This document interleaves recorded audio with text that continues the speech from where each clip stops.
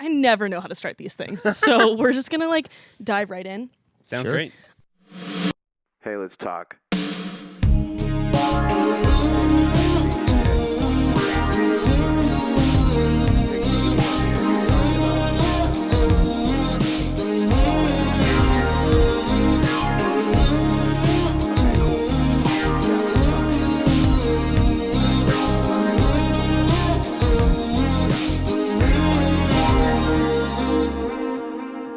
This is Collective Sound. I'm Isabel Pacey, and I have some special guests today. My first guest on the podcast. So much pressure. Please introduce yourselves. You're a freshman in college. I need your name, major, hometown, and a fun fact about yourself. Okay, all right. Well, my name is John Schwally. I live in Nashville, Tennessee. I suppose my now current life major is unemployment. But also I studied music business in college and production. Love it. And a fun fact about myself. Yeah.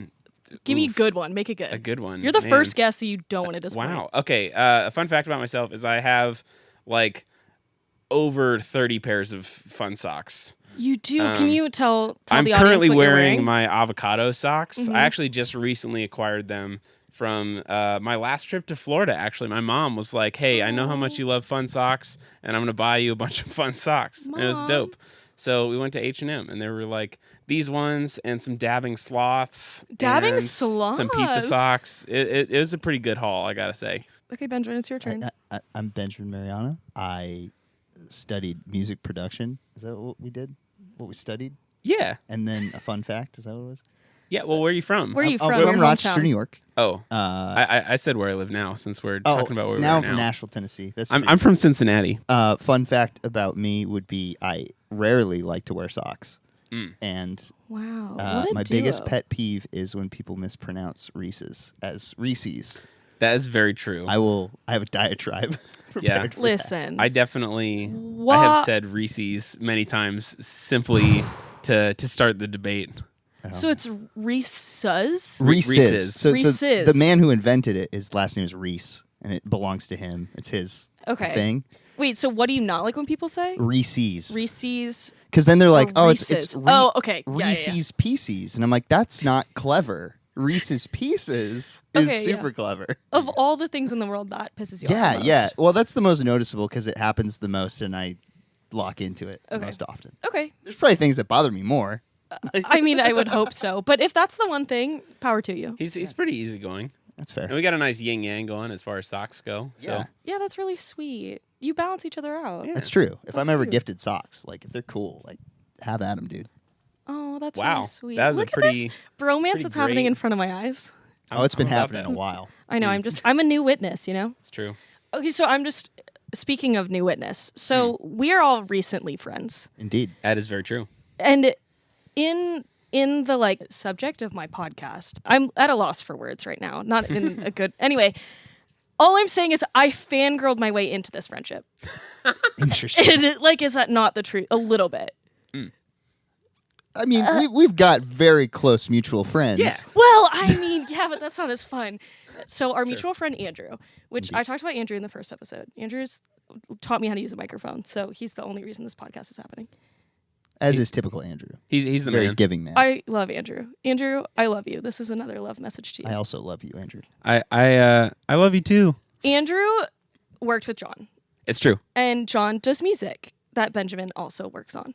So forever ago, when Andrew and you were working together, he showed me one of your songs. He's like, guys, look at my friend. He's so talented. I said, okay, yeah, played it in the car. Played it in the car, and I was like, holy moly, this is good. He texted it to me. I texted it to myself off his phone. I don't think I was allowed to because he told me I couldn't. And then I saved it in a note on my phone so I could wow. listen to it in the car. I sent Andrew one of the pre-production demos. Ah. And this was because like- we met when we were valeting Sure, and we're sure, talking sure. about stuff and yeah. This was that was probably over a year ago. Oh yeah, sure. it had to have been at least 2 or 3. That was when we first started valeting together. Yeah. Okay, so that happened. Yeah. So then I've had this little song in my notes, and every time I'm in the car, I'm like, oh, let's just give it a listen. So then you dropped the album when, Mark? April 3rd. April 3rd. Well, wouldn't that make sense? Woohoo! Look at April us. 3rd. It And worked out that April 3rd was a Friday this year.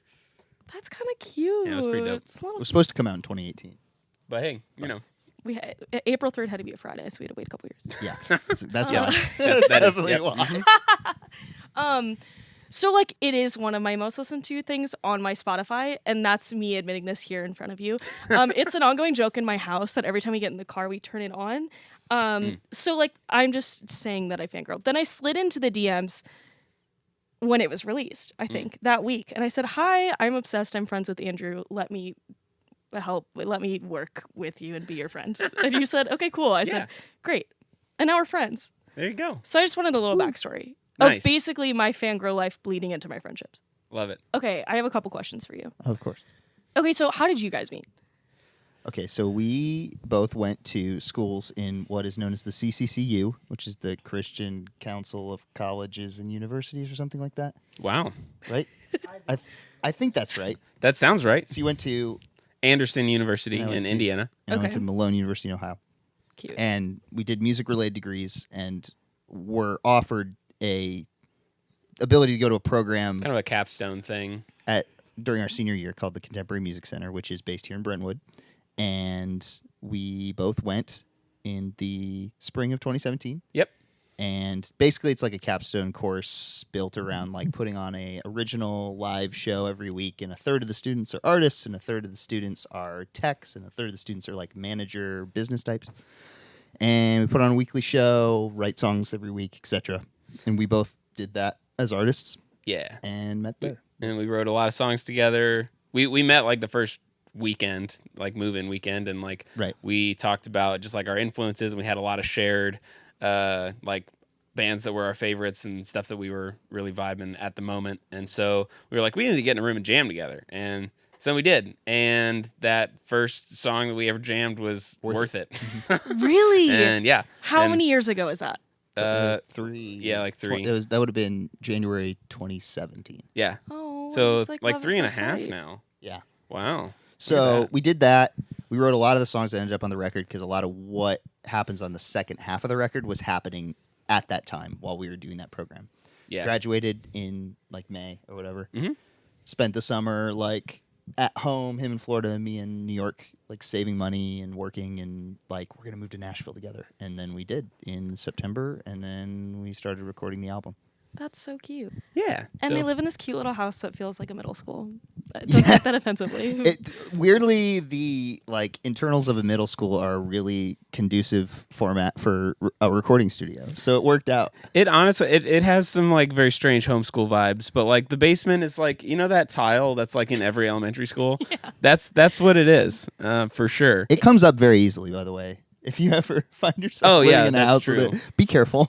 We've Yeah, pulled that's- some tiles. That's why there are a couple lines of gaff around from just the tape everywhere. Yeah, but anyhow, And it's like the hallways with the like massive amount of doors. yeah, Yeah. drop like, the ceilings whiteboards. everywhere. Yeah, and yeah, the yeah. fluorescent lights. Yeah. I kind of vibe with it though. Yeah, It's proven to be very useful. Like you can hang stuff from drop ceilings super easily. yeah. Is it gross up there? Absolutely.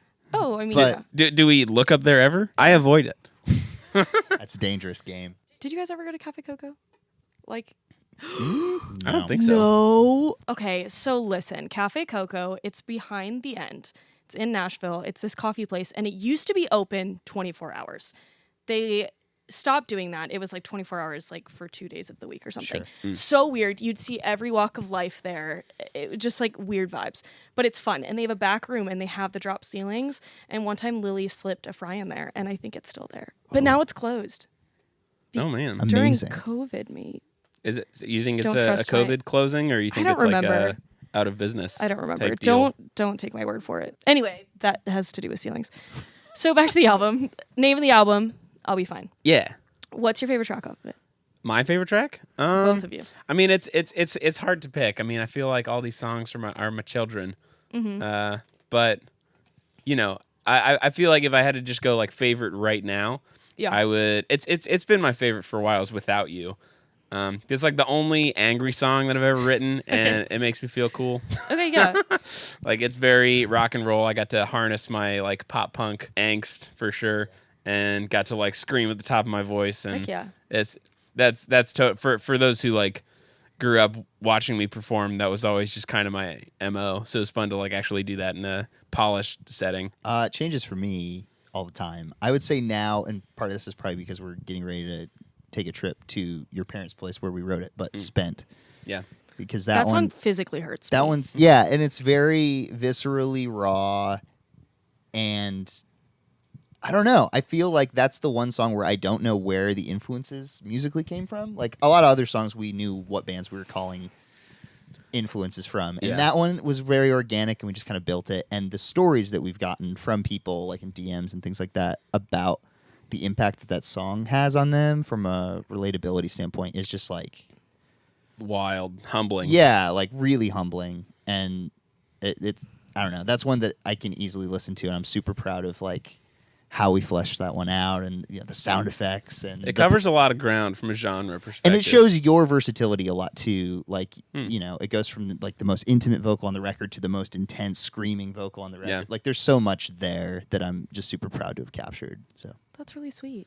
How does that feel, putting out that record and like putting out that piece of you, and then people responding to it, and like people relating to it, and that whole?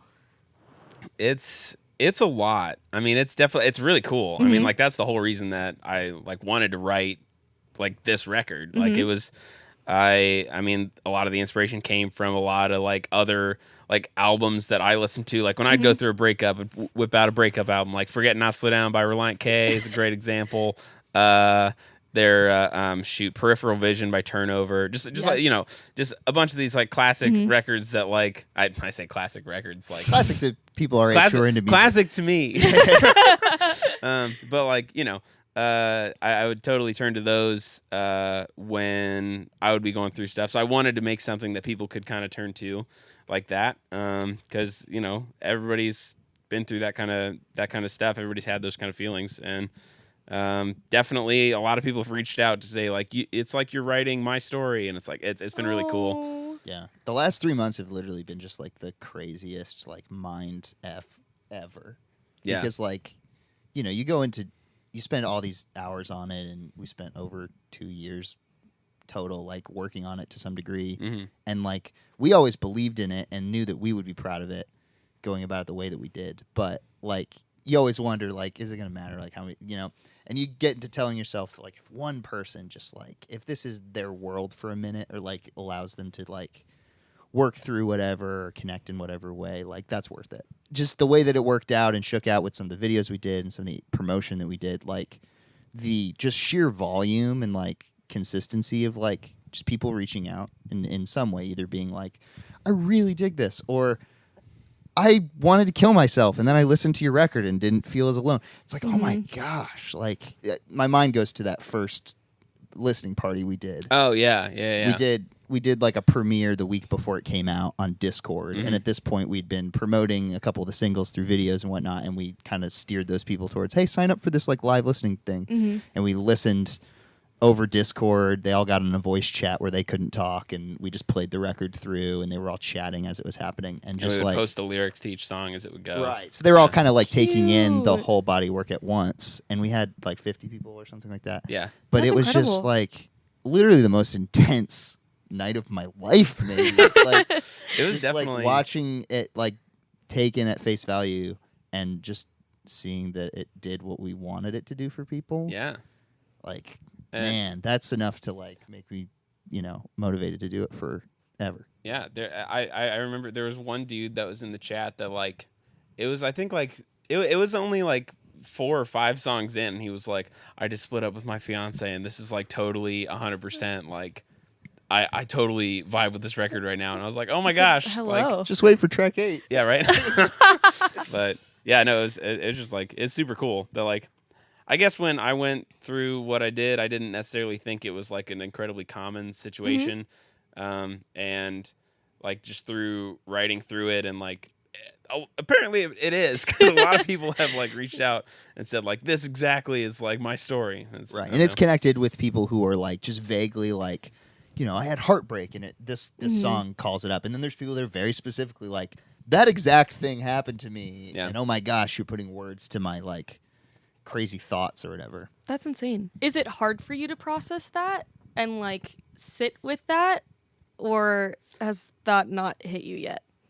Not in a bad way. I didn't mean that to sound like a bad thing. No, Like, yeah, this burden. That's not what I meant. I meant more like that's a lot to process and to take on when you like put out this piece of you, and then everyone's like, "Oh my gosh, here's all my feelings." Yeah, for sure. I mean, I feel like I was like, I don't want to say prepared for it, but like, just the more like since we've been down here and since we've been working on stuff and making friends and meeting people like, and as I'm starting to like get to know people a little bit better and like kind of telling them like that part of my story, a lot of people just kind of accepted it and were like also able to tell kind of their own stories that were all pretty similar. So I was kind of like able to ease my way into it a little bit, I guess. Like I was like, okay, this is like maybe a little bit more normal and not something I need to be like weird about. And so then when we started getting like a great response, it was mostly just like, oh my gosh, like people were really connected with this body of work, and it like feels really good to have that out. So it hasn't necessarily been like a huge, I guess, like gut punch. I mean, the response has definitely been like crazy. Yeah, but very validating. Like you're not alone in this, and this is like you're not crazy. Yeah, exactly. And it's been good to be able to kind of experience that together. And even Jordan, our other roommate, is super involved with us with like fielding all the social media stuff. So we all see pretty much everything right now. And we've had a lot of conversations about like, there have been periods over the past few months where we're like, I feel like I'm becoming a little numb to hearing some of it from people where like they have these strong reactions to it, and you start to kind of discount it as like, I mean, it's just part of our day is like we look through this stuff. And I don't want to ever get to that place where I'm like so numb to it that I'm not sensitive to that's the impact that making the art honestly does. Yeah. And so it's been good to like have, the two of you to bounce off those feelings and like, kind of experience that and get used to like, okay, if we're going to continue to make art at this caliber or like be this honest and put it out to the public and there's an audience, like we want to be the best stewards of that opportunity as we can. For sure. Did that like scare you at all, putting that part of your life just out there? Oh yeah, definitely. Yeah, I mean, I feel like honestly, like the scariest part of it though came out pretty early. Okay. Like the South, I think, is probably the most like just kind of out there. Like, not only is it like a really specific part of the story, but also it's like just really specific as far as like it references that there was an engagement, and it references like a lot of the like more specific. So I was definitely kind of terrified to put that out. That one got a lot of attention and a lot of like feedback of like, oh, this is like exactly like my story. Like I feel like this is so. Well, I never put that correlation together that we had conversations about. Like, I mean, that wasn't gonna be a single. Like we never really thought of it as like the run and gun that it's become, but. The fact that you always did say that was the one you were most scared of putting out there. Yeah. And I was always like, I feel like other ones are more vulnerable than that. And you're like, no, this one's like the most raw to me.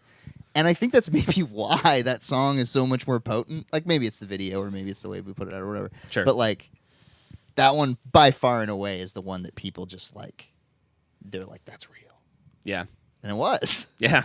Yeah, that's true. Funny how that worked. Yeah. Has there been a response to any of it? Or like a specific song that has surprised you?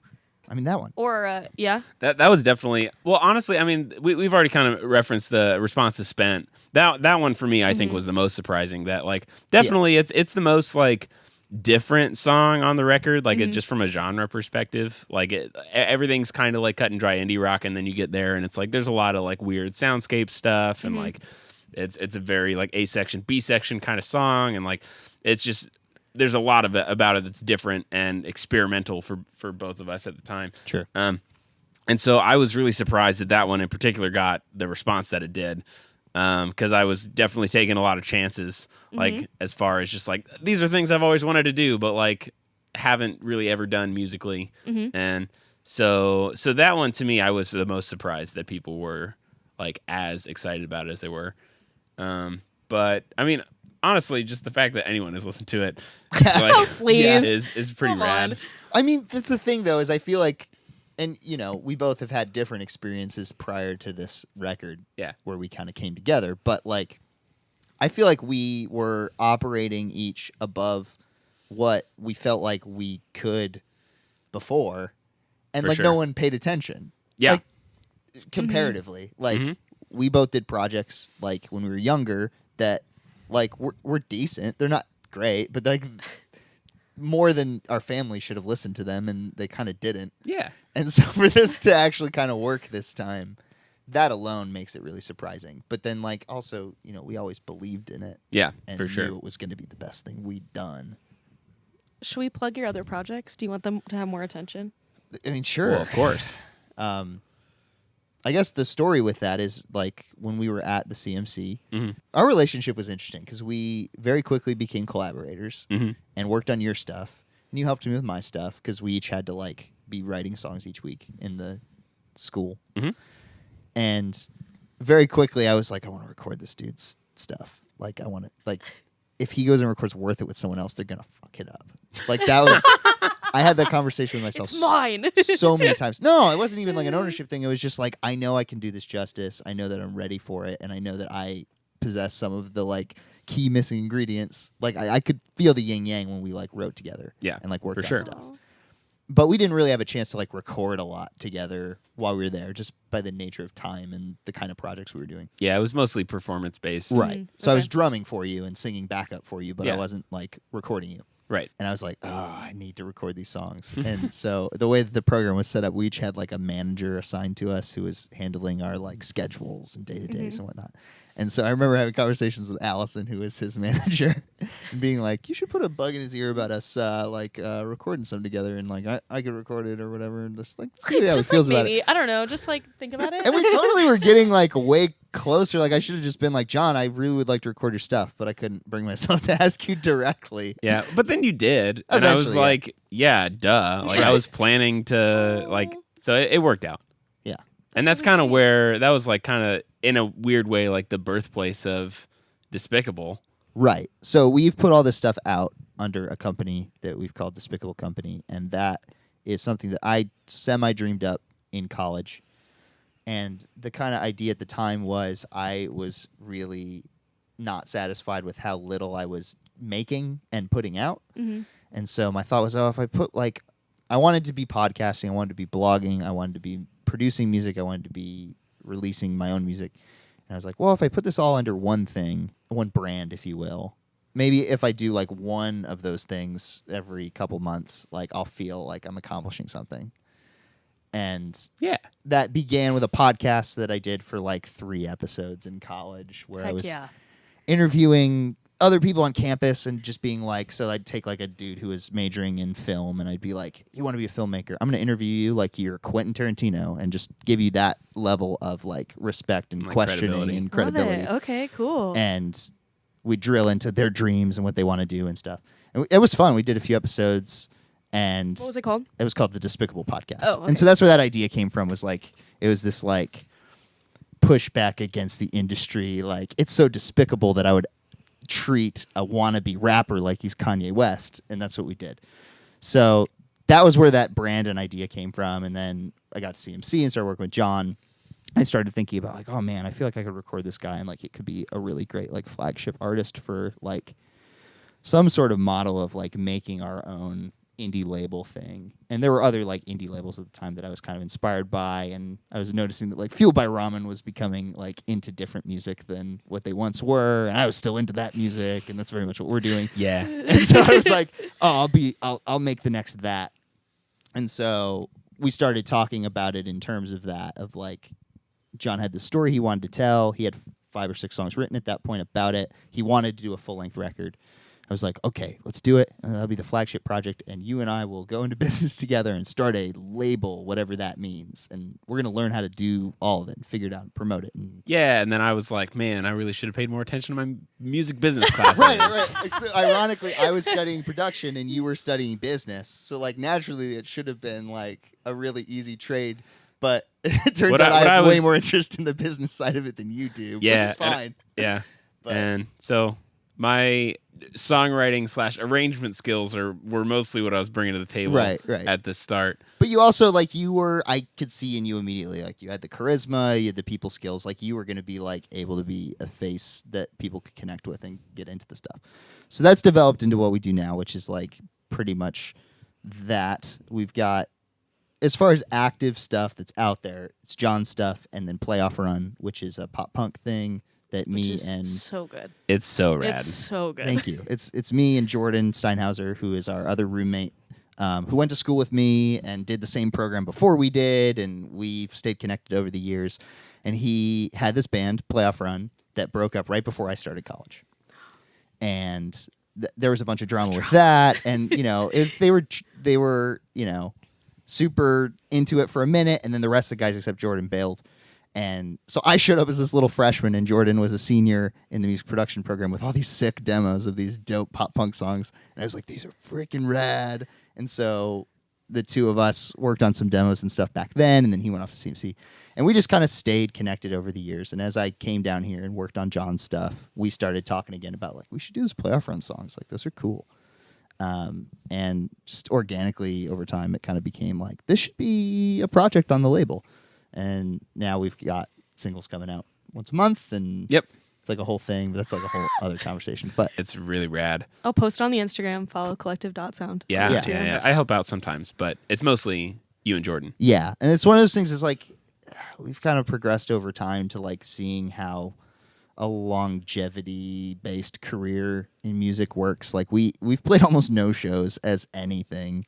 Well, because since right meeting. when we were about to start playing a bunch of shows, coronavirus Miss became a thing. COVID just came down. Right.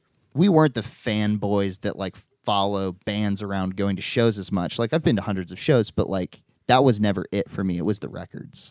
Like Yeah. it was listening to the records and really taking in and like studying the liner notes and being obsessed with who produced what and who mixed what and stuff. And the level of detail that it takes to like get to that level has been kind of our like pursuit for years. So it's interesting that now we're in this space where like Playoff Run, we're like, yeah, we'll play shows as that at some point, but like it's not, oh my gosh, we're this band that plays live all the time and occasionally we'll put out music. We're like, no, we want to put music out all the time. And like when shows make sense, we'll do it and we'll have fun and John will play and we'll have whoever else out. But Yeah. like, I don't know, the priority is just making like music that'll last. But I feel like because that's what you loved, like that's what you are passionate about, you know? Yeah. I'm the complete opposite where I miss fangirl. Like, take me to every show possible. You know what I Right, mean? right. Give me all of that. I'm sure you feel this way about records. Like there's no like, you would never be like, I never want to listen to it. No, Record of again. course. Yeah. But It's still just, so important. Yeah, exactly. It's just like how fans function differently. Yeah. You know? Interesting. Of projects like growing up, what was like the one that you dove into the most? Where you're like, I need to know every single thing about this ever. 1, 2, 3. Reliant K. I love it. Yeah. That was definitely both of our. We bonded a lot over our mutual love of Reliant K. That was one of our first favorite bands. Yeah. It's funny because like, there's the live fan thing where like I've been to every show, and for us it's like we know every B-side and what year it was released and like Yeah, you've got the full backlog of like all of the hidden tracks and everything. oh too. yeah like all of it downloaded. deep and, yeah. dive MP3 collections. And I've actually to this day I've never seen Reliant K play a show. wait, really? Yeah. Really? I didn't know that. Yeah, I've seen Matt Thiessen in the Earthquakes. Right, but- right. We've seen this several times. Yeah, Oh but my I've never God. actually seen Reliant K play a show. Dude, you might never. They're so I know. inactive right now. I know. I'm so bummed So is the about whole it. world. I almost was able to go to the 10th anniversary tour, and I missed out. I've got a great story about that. I'm sure you do. I went with complete freaking strangers because I was at Malone. I didn't have a car. Oh, you told me this. Yeah, I like. How did I find them? I found It was through a someone. tweet, wasn't it? Yeah, I found through Twitter some girl who was going, I love this. who was like, she was like 26 or something like that, and I'm like 19 at the time, and I talk her into like picking me up. Shut up. Yeah, Shut up. And- Tell me what that first DM was. I don't Hey. remember.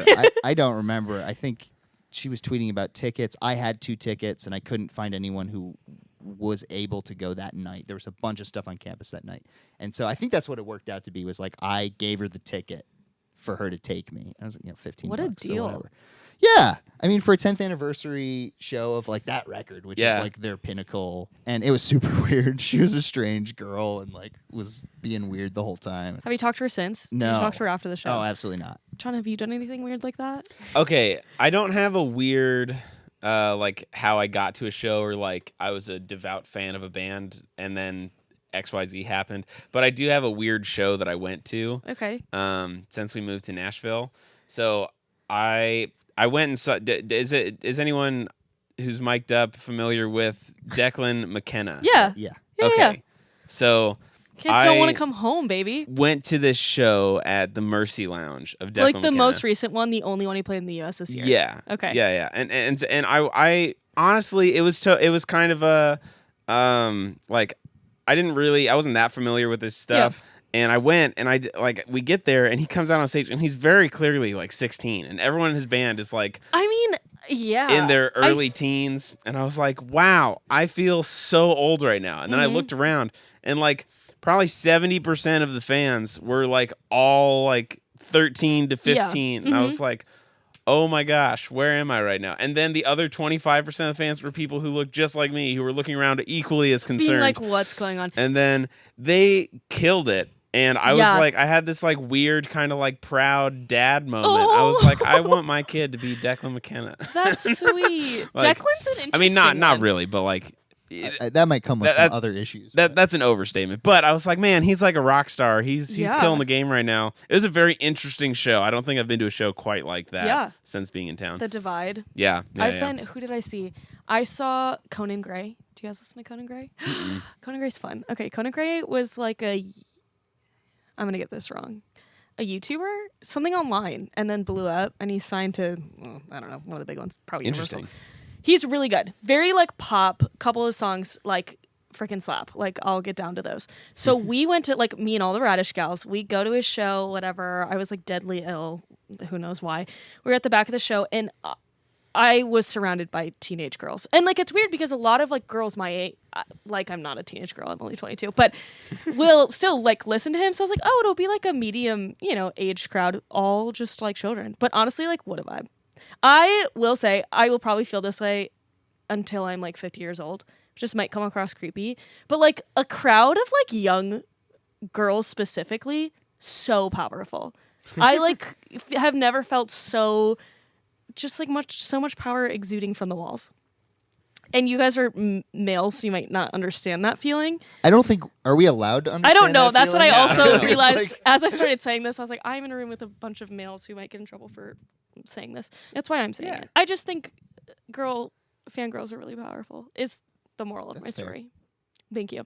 How do Nashville shows, in your opinion, differ from like shows back home or shows when you're in college? I've noticed the artists behave differently. Like they know it's a Nashville show. Oh yeah. And they always address it, which I'm God, I like know. half the time I'm like, okay, Sure. I feel seen, but also like, Yeah. I get it. You're self-conscious because it's Nashville. Yeah. But like every artist is like, I know all of you could play circles around me. And I'm like, no, they couldn't. These are indie kids that can't do anything. Yeah.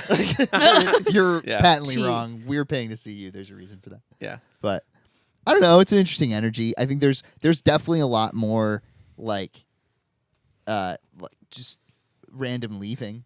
I've never experienced that in my life, where like so many people are just like they're there for what they're there to see for, and they check out. And I get it. A lot of them are musicians. They, there's a value proposition there in spending your evening. But like for me, I'm like, if I paid $12, I'm staying for the whole friggin' thing. Yeah. I want to see if they suck. I'm gonna watch them suck. Like whatever. Yeah. But I stick it out till the end most times. I don't leave shows early. I have been on both sides of the coin. Yeah. I have been times where I'm here to see an opening act and then the headliner comes up and I'm like, all right, I am not familiar with any of your stuff and I have to get up early tomorrow, so I'm a peace out. Which is totally just an excuse. I need to be a better fanboy. But yeah, no, just about Nashville shows being different in general. I feel like everyone's just kind of got that like, all right, let's be a little bit more note for note than insane. But every now and then a band will come around. Like that All Get Out show I keep thinking back to was like so good. That was and good. they like commanded the stage and were like running around. Nathan was like spitting on the ceiling and like they were Wow, what a show. Yeah. They brought an energy that most Nashville performances don't have or haven't had. That's true. So what's next for Despicable Company? Oh man. Tell the audience. Well, I Promo mean, we yourselves. have a lot of musical projects on the horizon. I mean, there's a lot that's been tracked that has yet to be mixed that needs to be released. Yeah, I don't want to put like hard dates on things in Yeah. case the 4 people who are listening to this and also care about us Oh, please. Because like what? Yeah. No one cares about it. It's a pretty small demographic as of now. Right. I think you guys are not being nice enough to yourselves. I mean, I feel like that's our job. Is to Okay, not that's true. be big I mean, Yeah, I got- believe gotta like 5 stay people listen humble, to this down to podcast, earth. so if 4 of the 5 care about you, That the would majority. be a high ratio Yeah. in my brain. Exactly. I'd be like, whoa, that's nuts. So we're doing great. We're planning on doing a deluxe re-release of John's record. The timing of it was weird because like we put it out at a time where we had it ready. We had it ready around November, December. Mm-hmm. Yeah, And- of 2019. And at that point, we were like not fully done with a couple videos, and like I wanted to experiment with some advertising stuff that I thought would help kind of propel things. Mm-hmm. And at that point, we're like 4 months from April 3rd being a Friday. Yeah. And we're like, this track's been called April 3rd for so long. We've always talked about maybe putting a single out on April 3rd when it was going to be back in 2018 or 2019 or whatever. Let's just wait till April 3rd, 2020 and put out the record then. That gives us 3 months to like build up, whatever. And so we did that. And I still feel like once we got to that point and we had 3 singles out and we had the record ready to come out, I felt like we rushed it because like the numbers were building. And if we had kept just like leaking out a song a month or whatever, like we probably could have pushed the initial numbers really high. yeah, So- you're not wrong. We didn't fully capitalize on like we didn't have any T-shirts ready or things like that. Like it was a very like low stakes release, which is fine. That's it's our fine. first thing It's out. the first thing. Exactly. Yeah. Boys, don't put so much pressure on yourselves. Be nice to yourselves. Well, but like I feel like the level of response that we've gotten, people are like expecting us to have merch line, Right. and Yeah, like that's they're true. they're That's like ready true. for the vinyls, and Yeah. we're like, we're Yo. still He saving said, money "Bro." for that. Like, even if we were to like get those like the pressing rolling on that today, it's gonna be 6 months before those puppies are ready to sell. So right, like, right. yeah, So Valid. we've pivoted to kind of this idea that like we're gonna re-release the record and kind of do like a big physical drop, and we've got this whole like marketing plan to try to get people like really excited about the record again in case they've like burned out on it or whatever, and get new a people lot of into it. behind the scenes content. You want to support us? Here's how you do it. We got a new version of the record. It's got the whole record and then several new songs that we have been working hard on that are like from the time that we were making the record, but like either got cut or replaced or whatever. Okay. Two of them are true B-sides, and then one of them is a song from my college years that We re-recorded. Yeah. And then pretty much we went through all the demos and like voice memos and stuff that we had, and we were like, which of these are we not embarrassed for someone to have? Yeah, okay, And absolutely. we've got all those collected. So Dang. basically we're going to try to roll it out in a way where people can get all that and also, you know, buy a t-shirt if they want Yeah. or buy, what are the other things we're doing? Poster, Yeah. things like that. posters And just drop it all at the stickers. same time and try to break even. Well, consider one sale from me. Oh, of course. Heck yeah.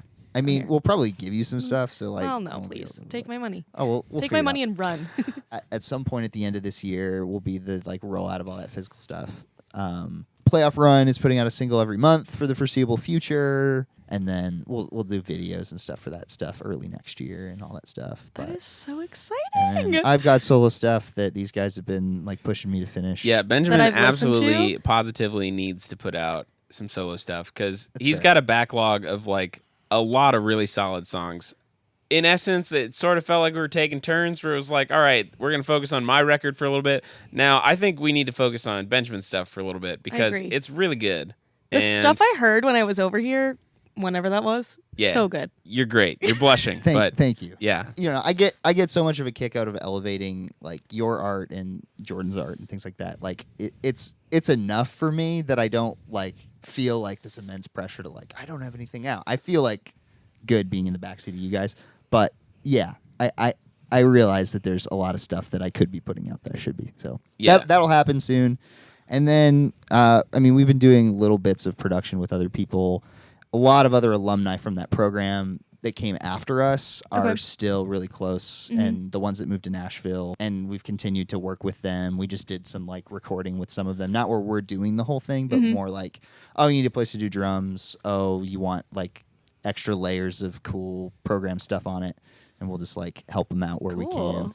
But you know, eventually we want to get to the point where we can sustain our livelihood with like doing freelance recording and things like that, and selling John Lewis T-shirts and whatever. But like, we'll get there. In a weird way, like the whole coronavirus thing has been pseudo preview of the future because I mean, all of us got laid off, and so we all qualified for unemployment. Right. And so we've just been like hunkered down, waiting this thing out, working on this stuff. So in some ways, it's felt like, you know, that we're spending all of our time doing music. That's pretty rad. And we're like, you know, making money week to week from the government. Thanks, Uncle Sam. But like, so it is different for sure. I mean, like, we're not quite at the level that we're making money from it, but it does feel kind of cool right now. We're in a very unique season that we can just be focusing on creating and like just getting all this stuff ready. And I feel like the name of the game is just like we're figuring out like what the process is to do that, so that when we go back to like having to balance a day job and things like that, like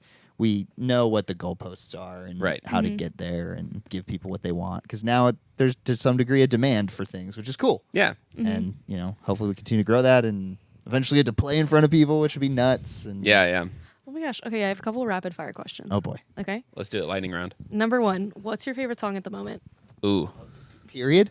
Period. Oh, my gosh. Just right now. Not of all time, right now. Okay. I don't know if I could like stack this as like favorite song of all time, but like right now. Yeah, just right like this week. This like, week, what do you have on spin? my favorite song is called Reds by Michigander.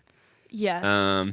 He put out So an much cooler than I EP am. a little bit ago that's really rad, and Red specifically is just like has been speaking to me in this particular season because like just for me personally, there's been a lot of change. And the chorus of the song says you don't have to figure it out, and I don't know. It And just you like don't. it's You very don't have much to just figure like it out. it's a song where it's like don't put so much pressure on yourself, and it's like that particular one has been a good vibe. Good. Yeah, I love it. that's Benjamin? my current favorite. Oh, jeez. I tried to buy you time. I really don't know.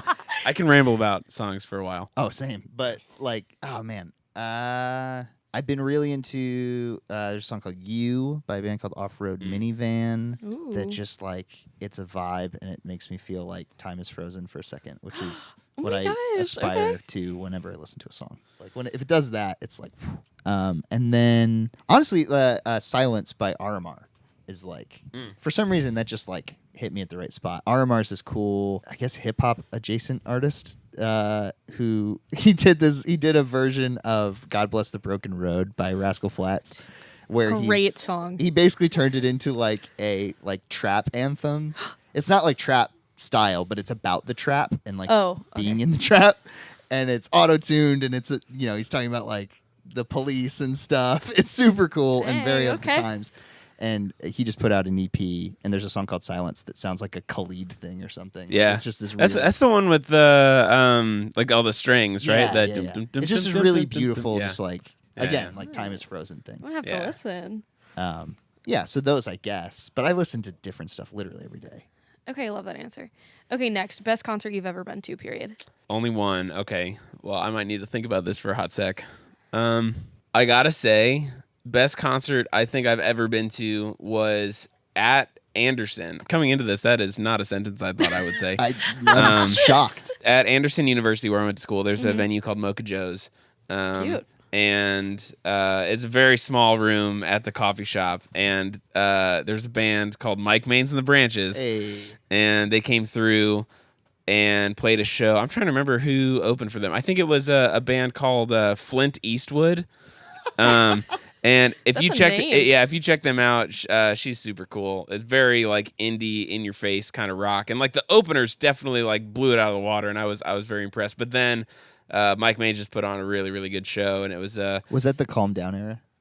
Yes, it was right before Calm Down came out. So like that would have been fun. So they played a lot from Home, and then they like played the singles from Calm Down, and like it was pretty sweet. And like Home was a record that like right at the end of high school for me was like, oh man, this is what I want to sound like, which if you've heard any of my stuff I put out in college is very evident. I'll interject fun facts. You studied under Mike after that, right? I did. That's true. So you did Skype songwriting lessons. Yeah, with he Mike offered Mains. songwriting, and he was kind of my like songwriting mentor. And it for, was like, 3 very years. obvious when we met, like Worth It, Smoke, like those songs are like straight up like they're Mike Mains influence songs. Yeah. In a good way. Those 2 songs in particular were ones that I wrote in college and then like kind of like perfected, I guess, at CMC. Yeah. Okay, cool. And then second fun fact, Calm Down, Everything is Fine, which is his like second record, right? I know what you're about to say. Yeah. Was produced by Matt Hoops, who's the guitarist for Line K. And Yep. because of that, one of our initial plans before we were like 100% we're going to record I'll Be Fine ourselves was we had the demo of the record, and I hardcore went after Matt Hoops and On was Twitter. like, Matt Hoops, you should produce my friend's record because it's super Why dope. didn't you tell the story earlier? And we got a bunch of, I forgot about this. Yeah, we got all our a bunch of our CMC friends to to, like- retweet it and like Oh, also tweet at Matt cute. Hoops, and we're like, I have you the need to produce screenshots at still. Drumless Yeah, Music. yeah. he and had he- to see it, right? he never responded. Probably, but Well, he he probably probably saw it. responded. Yeah, It was a weird time. They weren't doing If a you're lot at listening the to time. this right now, shame on you. I know, right? Matt Hoops is listening to Also, this. if you're listening to this right now, Matt Hoops, I love you. I love you. And the 1981 DRV is Thank you for making guitar pedals. yeah. Oh my gosh, it's the best pedal I own. Anyway. All right, side note. cool. I'll make He sure makes you know. guitar pedals now. Anyways, Okay, your favorite show? It's really rough. I'll go with, because it's a great story. 2009, Switchfoot at the New York State Fair. oh duh, this is your best show. You're right. So I was 13. I had recently gotten very into Switchfoot. I was into them a little bit before, but this was when they really were like, they hit with me. I went with my dad and my brother, and it was at the New York State Fair. They were playing the free like Chevy Court stage or whatever outside. And I insisted. I was like, I want to sit in the front row bench because it's like right in front of the stage, and I want to sit there all day and wait because I want the best seat in the house. Cute. As a little 13-year-old scrub at the time. And my dad and brother went off and like enjoyed the fair and like had a great day. And at some point my dad came by and gave me like lunch and like this little paper fan thing that I think was from like a Geico stand or something. It's just a little like thing. And I turned it inside out and it was blank. And I just like for some reason got inspired to like make a sign. And so I made this sign where I was like, I drum like a mini Chad Butler is the drummer for Switchfoot. And let me play a song with you or whatever. And I wrote it. And didn't think much of it. Talked to the bassist a little bit when they was walking around for sound check, and he was very nice and gracious to little 13-year-old me. It was probably a little punk. So show happens. I'm right in the front with my dad and my No way brother. this is Blah, blah, happening. blah. Yeah. So You had to think about this? I'm What? sorry, I keep interrupting. Keep going. sorry. I'm just really So I excited. get about halfway through the show, and I just start like holding this sign up, and I'm my right in front of John gosh. Foreman. He's literally 5 feet from me, and so he sees it pretty quickly. And after like 2 or 3 songs of me just adamantly holding this thing up, trying to will this into existence, he like looks down and like gives a nod, like I've seen it. And my dad kind of turns to me and is like, he saw it. Just don't worry about it. Like, enjoy the show. This is so great. They're doing great. Like, what are you doing? And then they finished the song, which I think was Awakening off of Gravity. And Yeah. he's like, all right, we're gonna do something special. And he calls me No. up. They hoist me up onto No the way. subs or whatever. And this is in front of like easily like 4,000 people, because it's like there's seats and then there's just standing room, and so the fair is just like Oh. gathered around the spot. And he pulls me up and he's like, what's your name? I'm like, Benjamin. He's like, what song you want to play? I'm like, I don't know, whatever you want to play, man. Oh my gosh. Which in hindsight totally should have said what song I wanted to Yeah, play. it should Yeah, have been like why'd you Meant to do Live. that? Right. I should have been like the dope song with the drum part that I know. But I was like, I don't know, man. And he's like, want to just play the song we just played? And I was like, sure. So I go up. Which honestly, Awakening is probably my favorite Switchfoot song. So Well, that worked so, out. So you're living out my 13. Living out your dream. So they get me up on the drum riser, and Chad, the drummer, is just super nice. And like, he has in-ears, so like they can't put me on his custom in-ears. They're like, all right, you're just going to count it off, and then do you know the song? I guess that whole time he's like talking to the crowd and whatever and killing time. And they're like, all right, whenever you're ready, let's go into the chorus. And I cut this off, and we play through a chorus, and then we crash out and like whatever. And yeah, I like freaked out. It was literally like a moment that I had like dreamt of, and it just happened. My jaw and- is on the floor. and oh I was my like, gosh. That was definitely like probably the moment that I first like believed that I could do music for real or something. There was like something affirming about that. And like in the videos afterwards, you can't hear the song because it's so loud, and those are like 2009 Yeah, calculator you know? camera. But after I did it, as I'm like going around and shaking each of their hands, like John's on the mic, like, no one's got better timing than this kid. Oh my gosh, that was incredible. And so like watching that back later, I was like, oh my God, John Foreman just affirmed my gifts. Tattoo Yeah. that on your chest, honestly. Yeah, like it was that. Yeah, I don't radical. know what my favorite show literally, is. please. Right. I'm Just this calling one that like BS. made me feel I like I don't actually know. could do my dreams and like play drums with my favorite band. That's fair. Definitely like changed the course of my life. Wow, also. that's crazy. Yeah.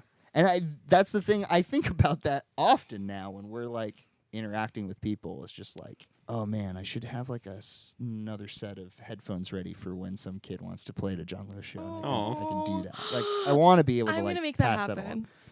I'll Because find like a kid. when something like that happens to you, like you got to think like at some point they got to the point in their whatever that they were like comfortable with like, if this is gonna make this kid's moment, he's gonna come up, he might flub it totally up, and it'll be terrible, and everyone will have to pretend it was great. But like it'll be worth it to affirm this like kid's dream or whatever. The littlest things go the long way. That's literally why I wanted to work in the music industry, because so many people like pulled strings like that for me. Like when I Right. met Ed or like different things like that. And I was like, I want to be able to do that for someone someday. Mm. So it goes a long way. And it's Yeah. one of those things. It's like that's the kind of stuff that like when we're in the weeds of it, and it's like things are taking too long to happen, or like we got to do all this like busy computer work to make stuff happen. Like I go back to that memory often, where I'm like, that's why we're doing this. Is like if we can enable that and get some kid just like that stoked to like do the thing, man, that's what it's about. That's all I care about.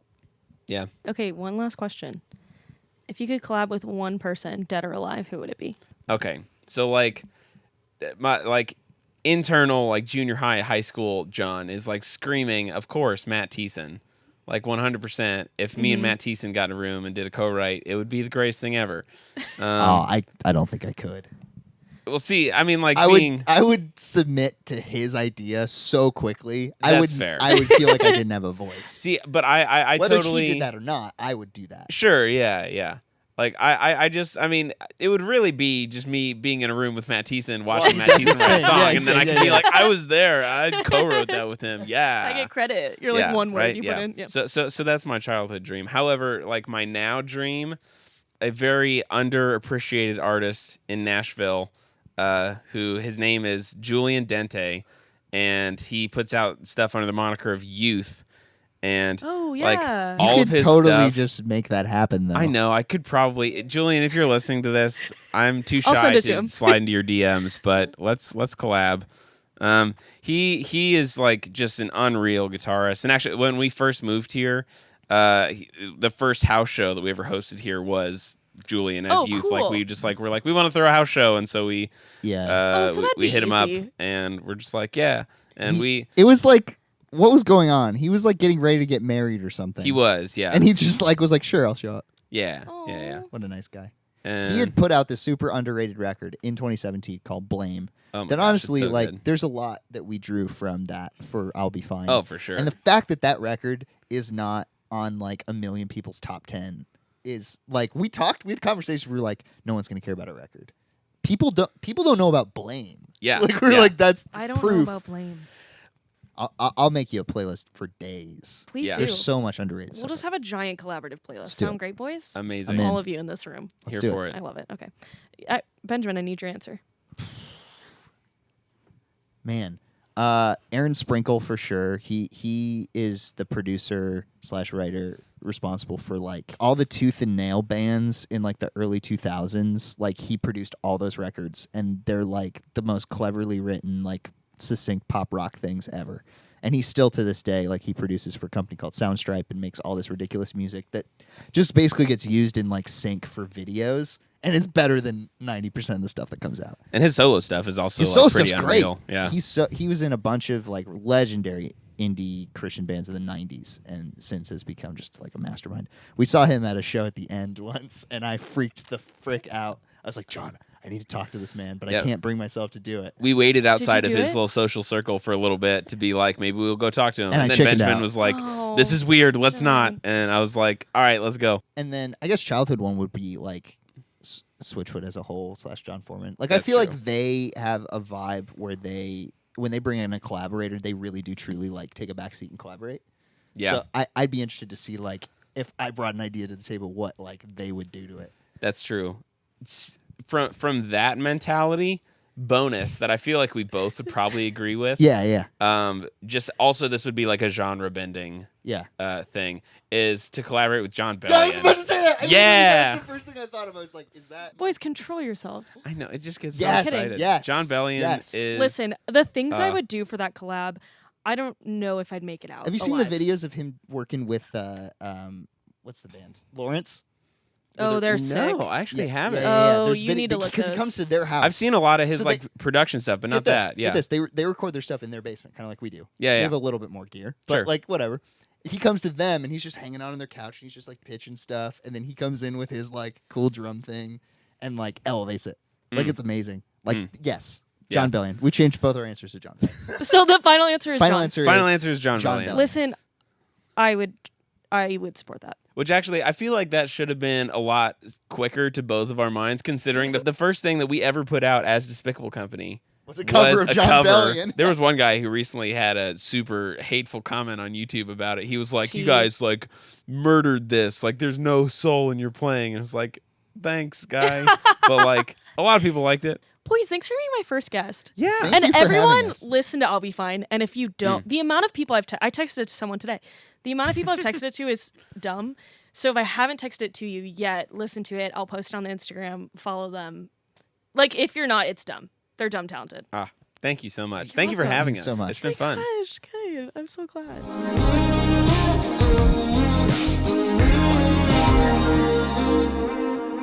So in episode 2, 3, I start this thing where I'm trying to get Justin Long, the actor. I'm in love with him. He's number 5 on my crush list, and I'm trying to get him on the podcast.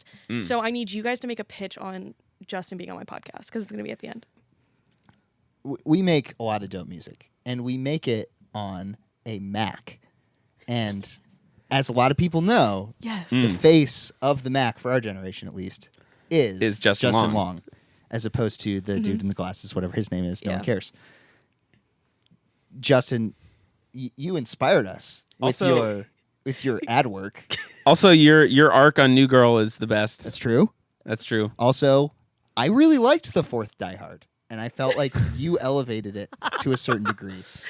All that to be said, You've got great comic timing. and you need to be on this podcast. You need to be on You'd Justin, the things I would do for you to be on this podcast. Like, Please literally, don't make just, Isabel like, do those things. Just please don't, because we know Spare I would do us. them. Spare all of us in the room. Justin. Spare everyone I will not stop talking to this about. Like, just spare everyone and just be on the podcast. So hit me up. Justin, I can't wait to have you. And that's it. Amen. Amen. Amazing.